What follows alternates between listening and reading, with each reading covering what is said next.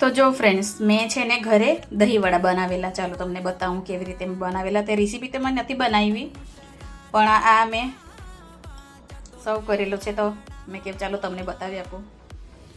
આ જો બનાવેલા છે, આટલા મેં મૂકી આપેલા છે, અને બાકીના 2 વાટકીમાં મેં આ જો મસ્ત સર્વ કરેલા છે ને.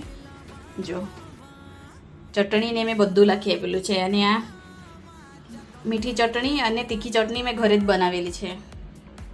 ચાલો તમને બતાવી આપું. મેં આ છે તીખી ચટણી, આ ને આ છે મીઠી ચટણી.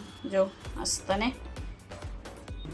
તો જો મસ્ત બનાવેલું છે. મેં હમણાં ખાઈશ, કેવું લાગે તે ટેસ્ટ કરી જોવા. પહેલી વાર ખાવાની છું, એટલે મેં ઘરે જ ટ્રાય કરી લીધા, પણ મસ્ત બનેલા હશે એવું લાગે મને. ચાલો તો મળીએ પછી બીજા વિડીયોમાં. ઓકે, તમે જોઈને એન્જોય કરો. Bye bye.